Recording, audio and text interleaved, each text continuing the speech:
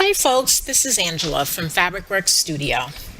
In a previous podcast, I talked about the lessons that I've learned from having Fabricworks Studio for the past 10 years. And you feel free to look up this podcast on the website.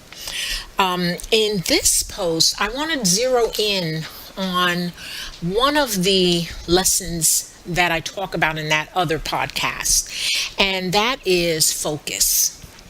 And so, in this podcast series, I wanted to give you some ways that you can focus your studio activities and basically focus on getting stuff done, because isn't that what it's all about, right? Many of us have unfinished projects, and I just think that that's a very common problem in the studio. And I think it's certainly indicative of a lack of focus in the studio when you're not really able to execute and get things done the way you want to. And so here are some of my ideas.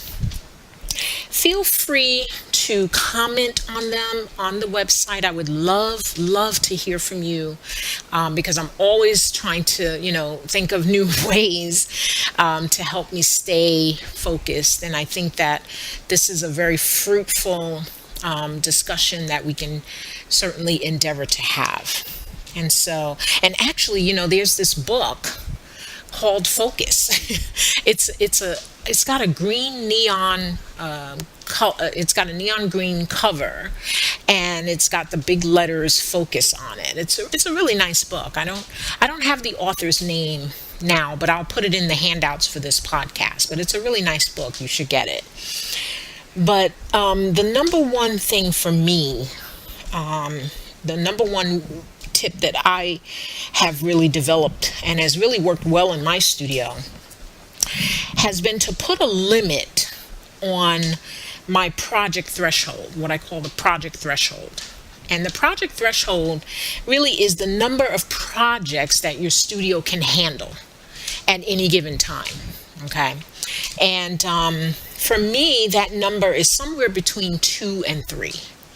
Now, a project can be a creative project.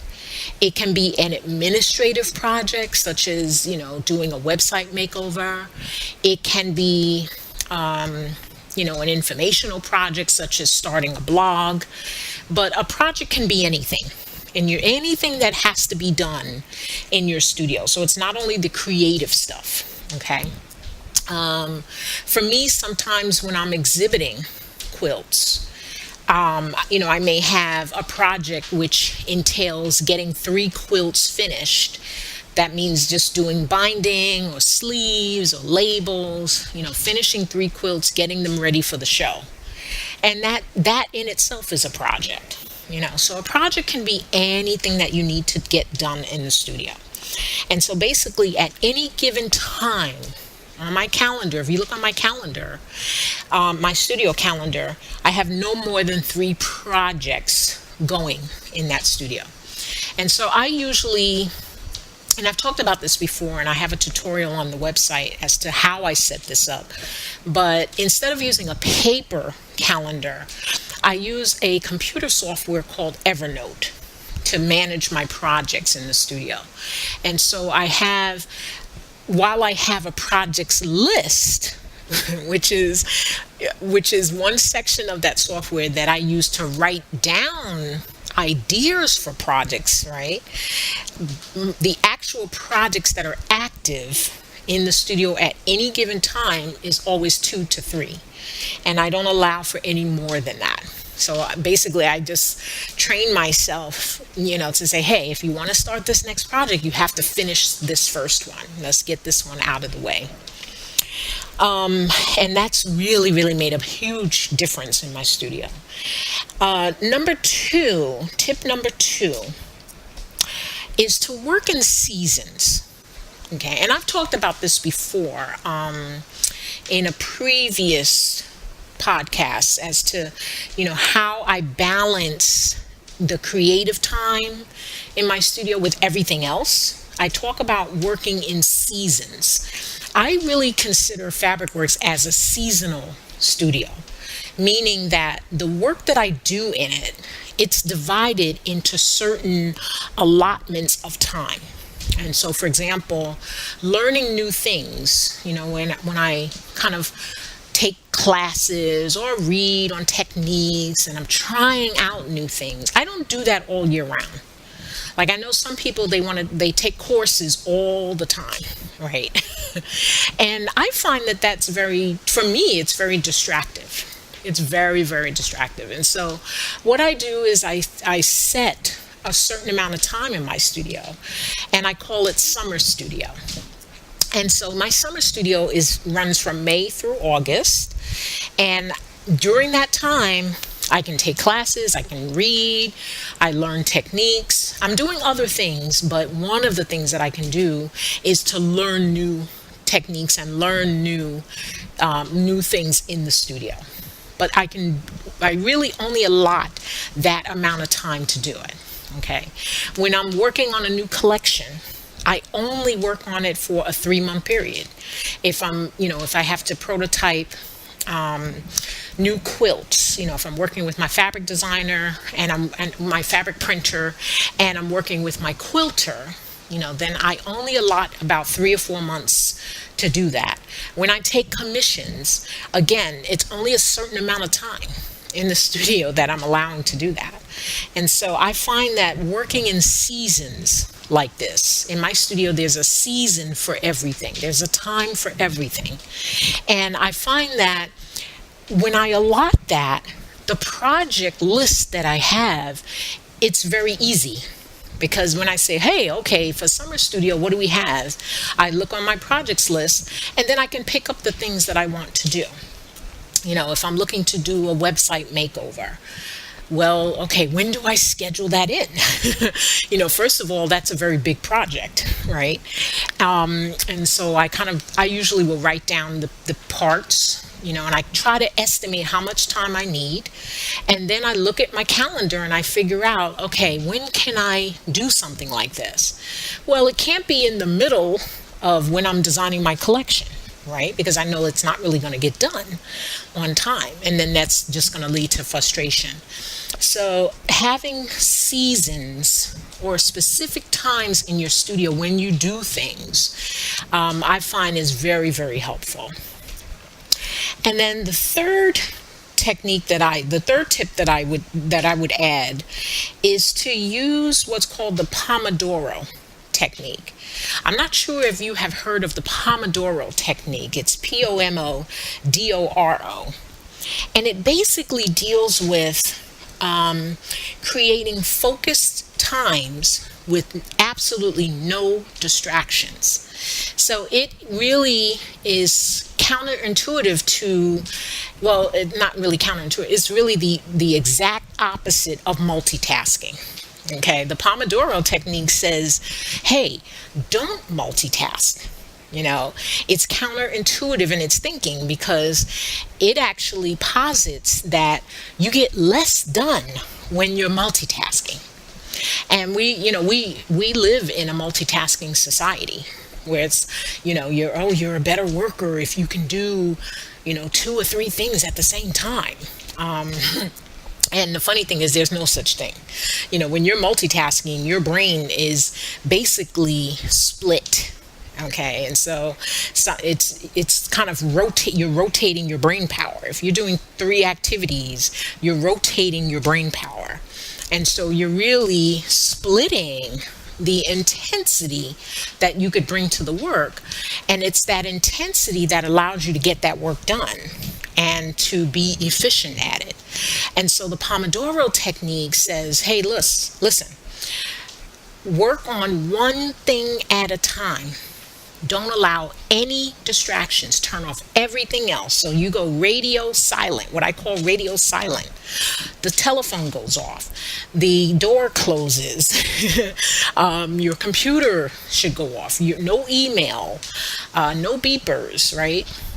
The Pomodoro technique has you focusing on that one activity and putting all of your brain power on that one activity. And I have to say, I was certainly of the multitasking school. I felt that I had a very full day when I accomplished 10,001 things. I was certainly of that school. But it wasn't until I read the Pomodoro technique that my work became much more focused, much more relaxed, and I found that I was getting stuff done. That was the real magic. I was actually getting stuff done. And isn't it great to, if you've got a list of 5 projects, right?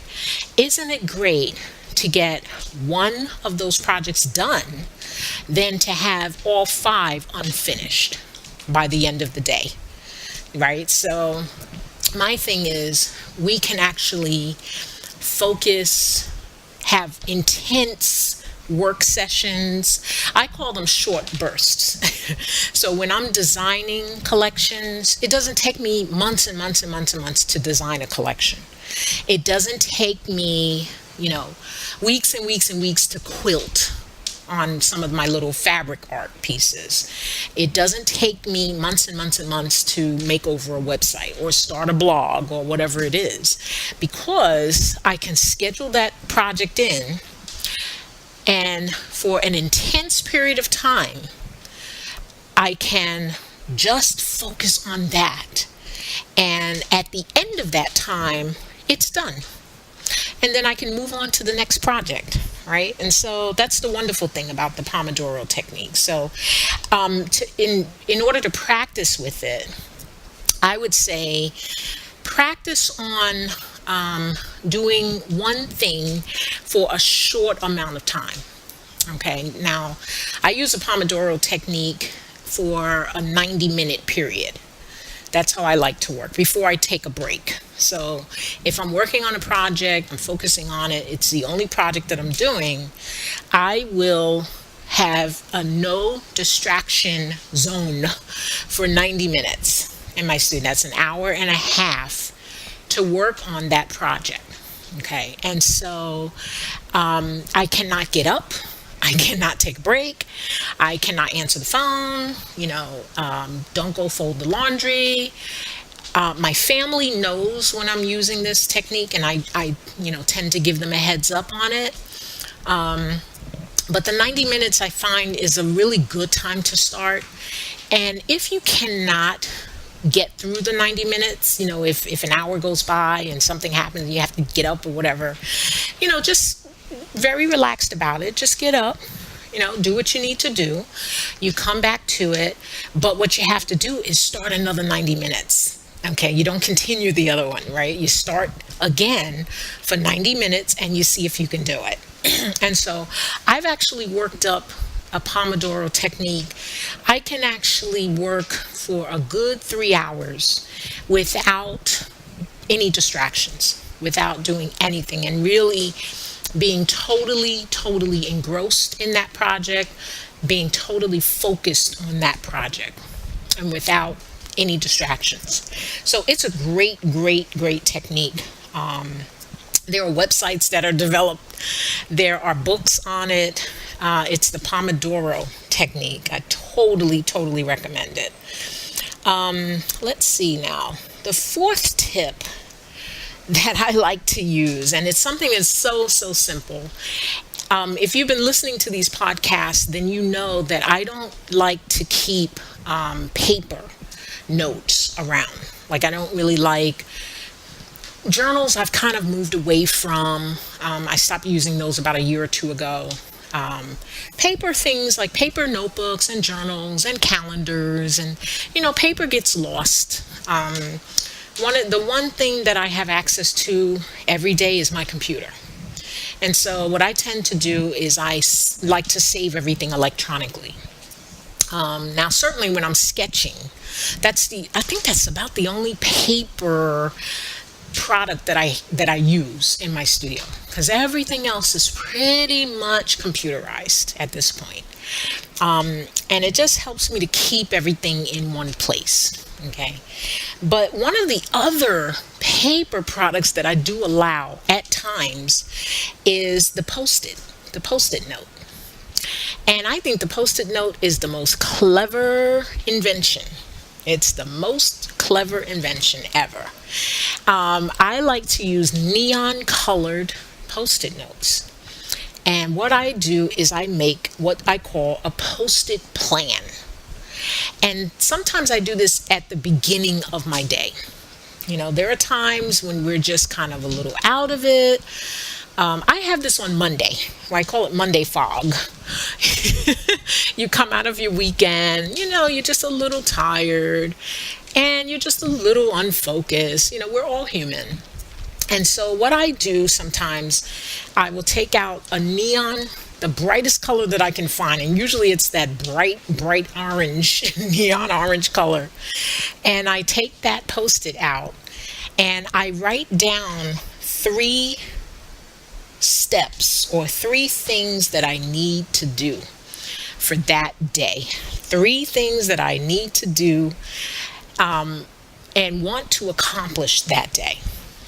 And now the key is, though, you want the steps to be very actionable. So you need to start them with an action verb, okay? Not I will do something. No. What it is, create blah, blah, blah, blah, blah, okay? Write, if it's a blog post, write this blog article on this subject. You want to make it very specific and you want to make it very, very actionable. And so if you don't get anything else done in that day, you will have at least gotten your Post-it plan done. And these are 3 things. Sometimes I say steps because you may be working on a project and you're just a little sluggish. You're getting to be a little sluggish on that project and you want to really advance the project, right? You want to keep it moving. And so it's like, okay, I have 3 quilts to work on, for this exhibit. I'm going to create the label for quilt A. That's step 1. Step 2, I'm going to create the sleeves, okay, for quilts A, B, C. And you may want to break that down even more. You may want to say, I want to cut the fabric for the sleeves. Sometimes you have to break it down even more. But it's what I call the Post-it plan. And I would say you pull it out, especially at the beginning of all of this. If you're not a very focused artist, if you're like me, when I was at the beginning of my studio, I would go in there and I was just like, oh, Lord, I was a mad woman. I didn't know what to do. There's just clumps of things all over. I talk about this situation in a podcast called Creative Chaos, because that's what my studio was for a couple of years there. It was just chaotic. It was very chaotic in there. Couldn't think clearly. I certainly couldn't plan projects, that's for sure. And I started to hit the wall, after a couple of years, and I was so exhausted. And it's like that hamster running around in a cage, but you're not going anywhere.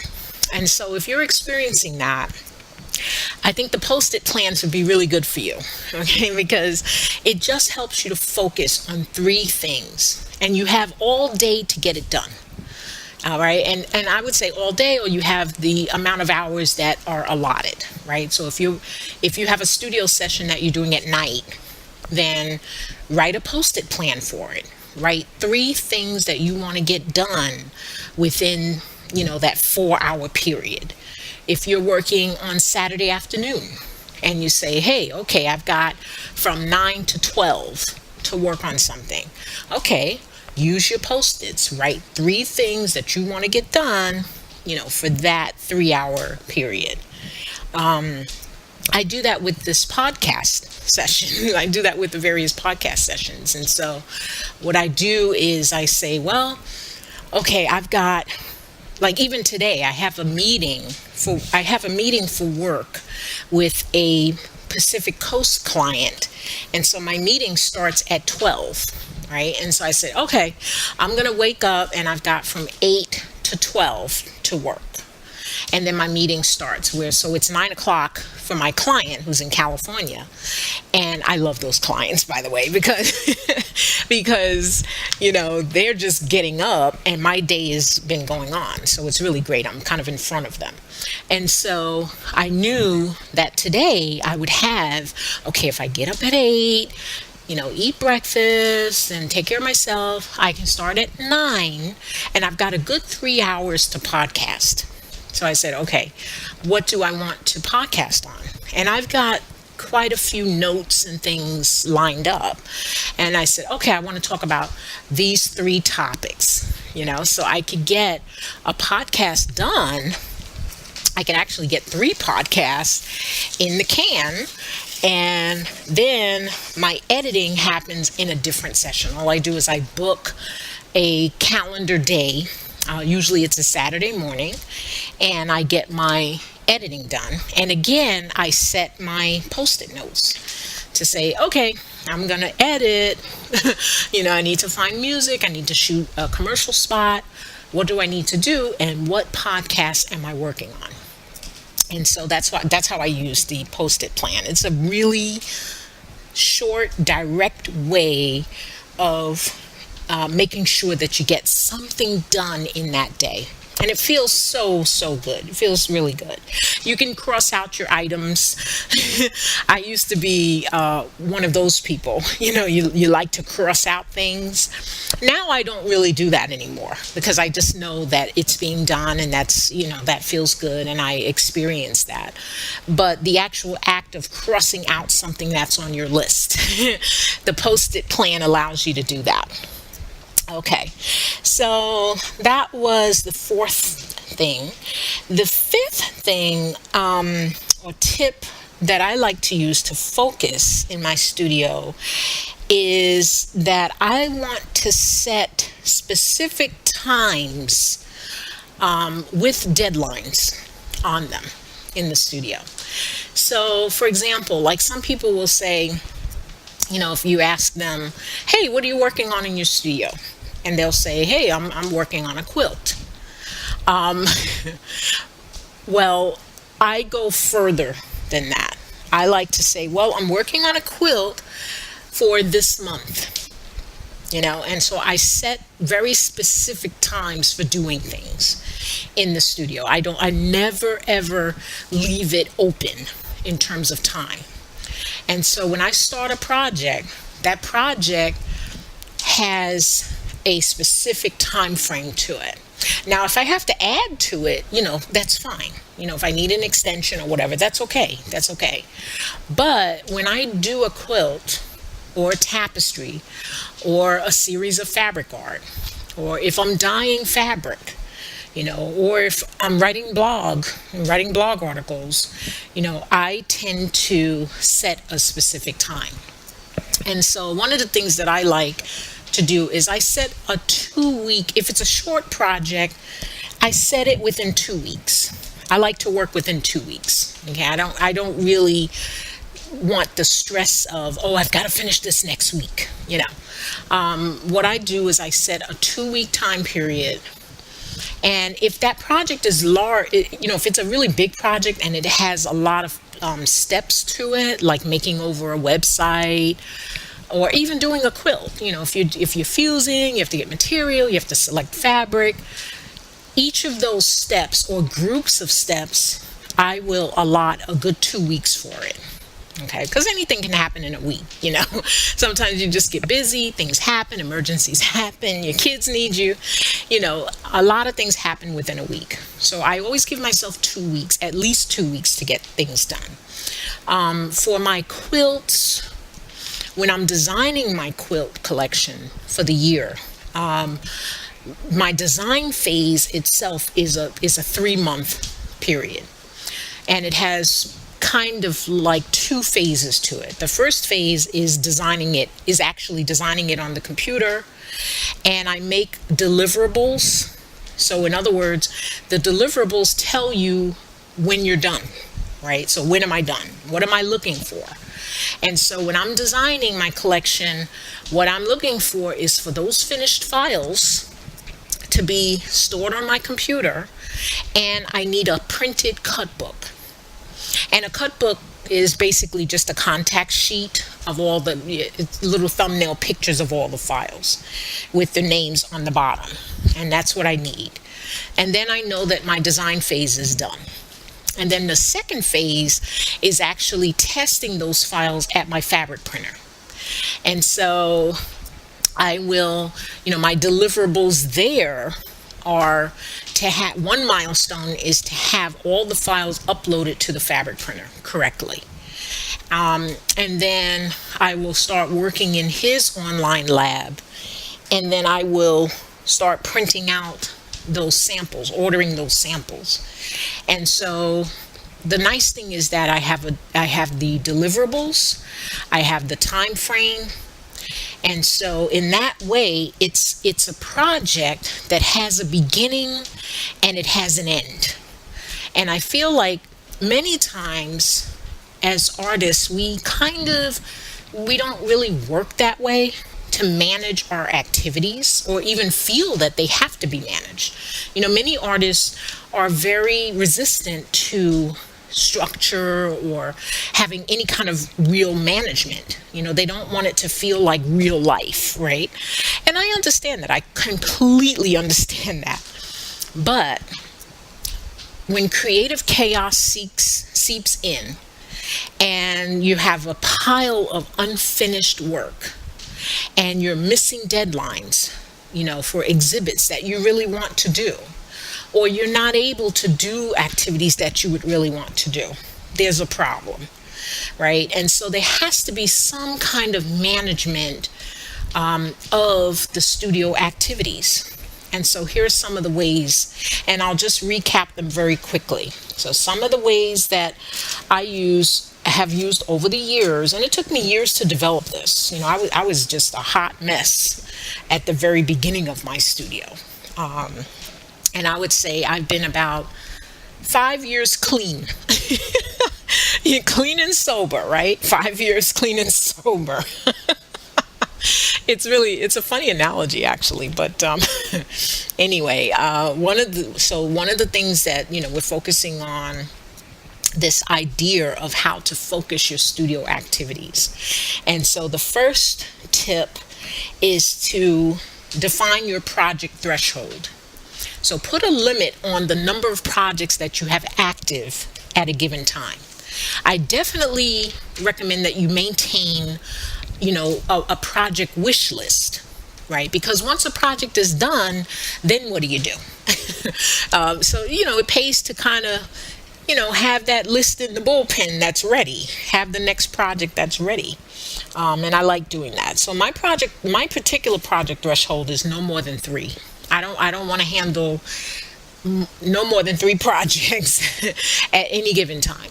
At any given time that I can handle and get done in the studio. And a project is anything, okay? It can be anything in the studio. And so how do you figure out when you are doing a particular thing? Whether it's an administrative task, a marketing task, when are you doing your projects? And so that leads me to tip number 2, which is to work in seasons. So allow yourself, hey, within this 3 or 4 months, this is when I get these projects done. This is when I work on new materials. This is when I work on new quilts. For me, I build a collection every year. And so things kind of, my collection time and the steps that I need to build that collection, that's pretty set in my studio. And the nice thing about it is you get used to it. As the years go on in your studio, you get very used to it. So my summer studio, I'm used to that being from May to August. And I travel with my summer studio. I do everything, and so it just feels natural to me. So when things come up, if there are classes, if in my guild a class comes up in December, no, That doesn't work for me. I'm not going to take a class in December, if it's a workshop, and I've turned down things, I've said no to things that come up, and it's like, no, I'm working on that collection. I'm getting that collection out, because for me, my collection drives a lot of other things. And so my signature collection is the quilts and the tapestries.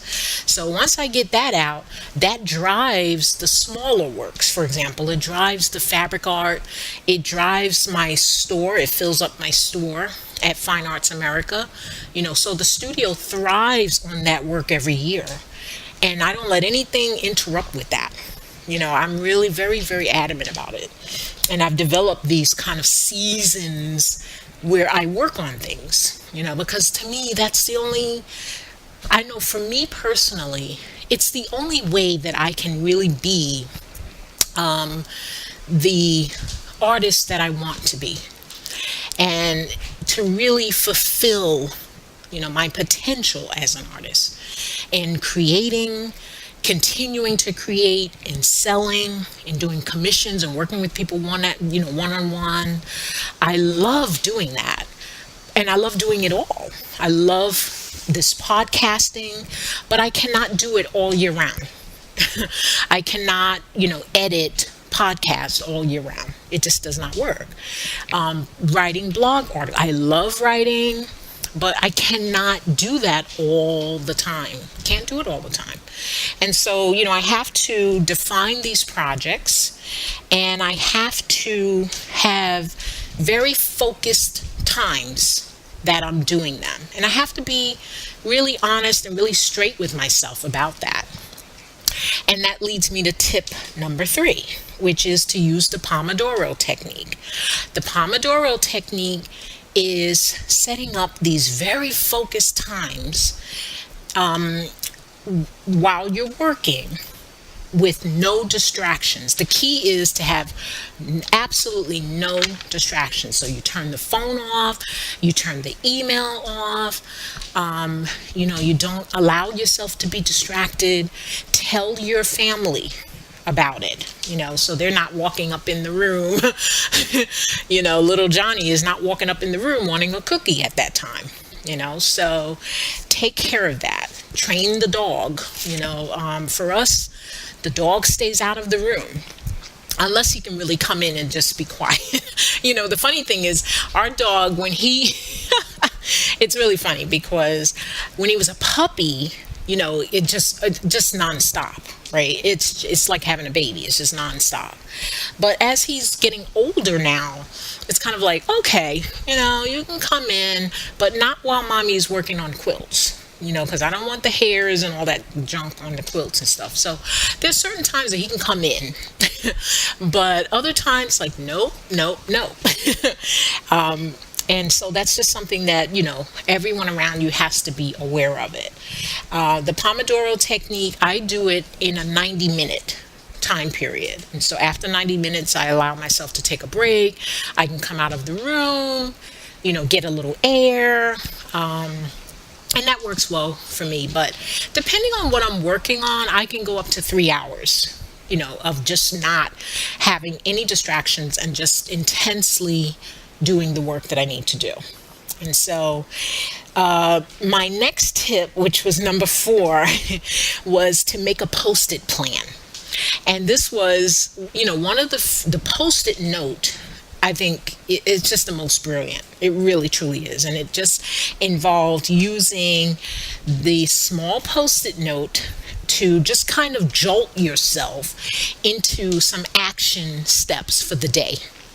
And so what you can do is, when you have allotted your studio time, now you can use that Post-it note and choose I wouldn't say the ugliest color, but you definitely choose the brightest color that you can find.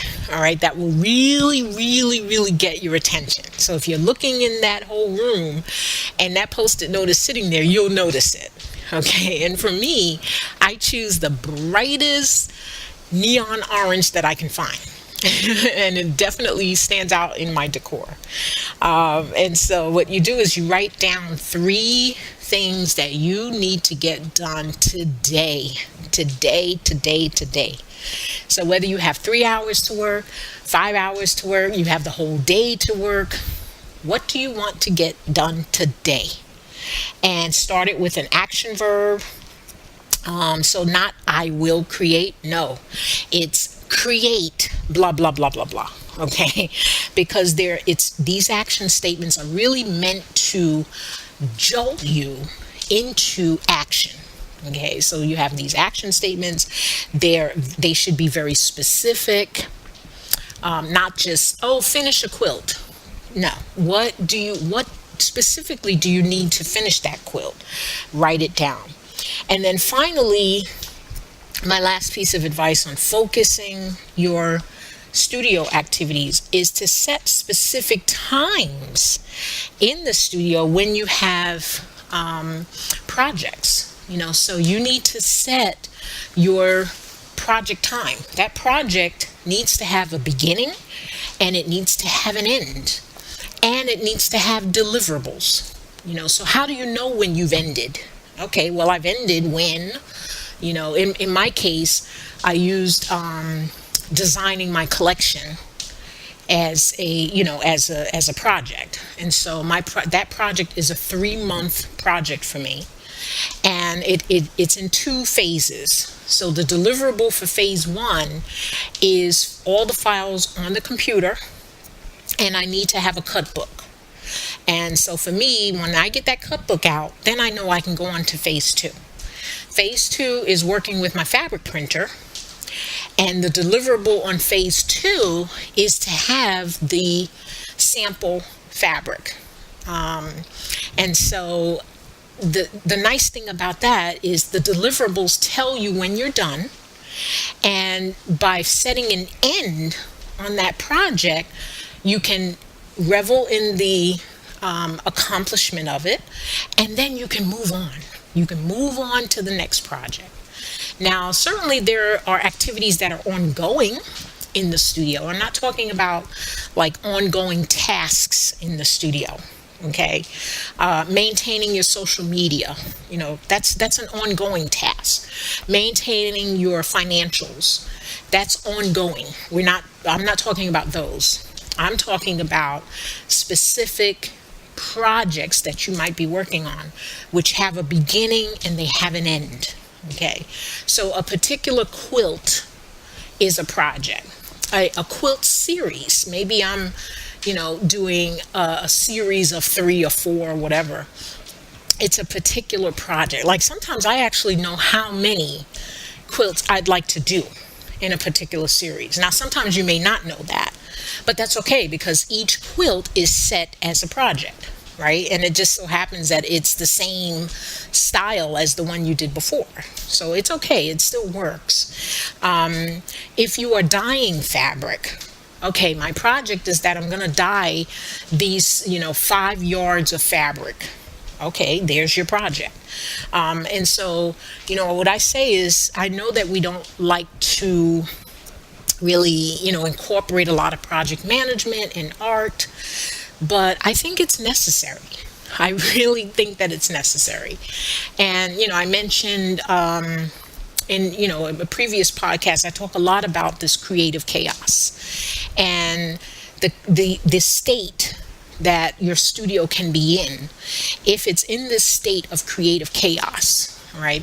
And that's really a lot of unfinished projects around. You also look at how you're feeling in the studio. If you're feeling a little stressed, you're feeling frustrated. My husband, who is a musician, he composes music. And, at various points, he's had that kind of frustrated artist, mood that he's been in. And as we talked about it, there were things that he wanted to do. There were things that he wanted to get done. And he would always say things like, well, when I went in there, I wanted to do this, but I got distracted. I wanted to try this, but I got distracted. And so I told him about the Pomodoro technique. He read up on it, and he uses that in his studio now. And I hardly ever hear him talk about being distracted. Like he doesn't use that anymore. He goes in to work on something. It's like, okay, this is what I'm going to work on. And he has very limited hours. He works full time outside the home. He has very limited hours in his studio, but he is very, very focused. He knows what he needs to do. He knows what he wants to do. And that frustrated artist syndrome, right, is completely gone.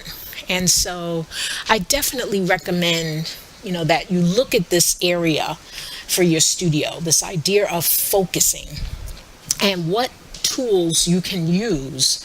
And I've given you a couple of them here. I would love to share ideas on this subject with you, because I'm always looking for new things to try. But if there are things that you try and things that you find very helpful, feel free to leave something on the blog about it. I have a link in the handout for this podcast. But thank you so much for listening to this podcast. I'm Angela from Fabricworks Studio. Visit my website at www.fabricworksstudio.com, and that's where you'll find some information on the blog series.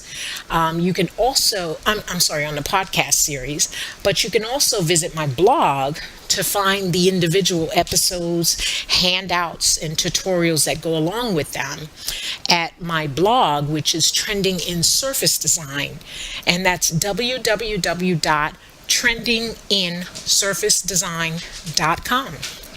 Goodbye for now.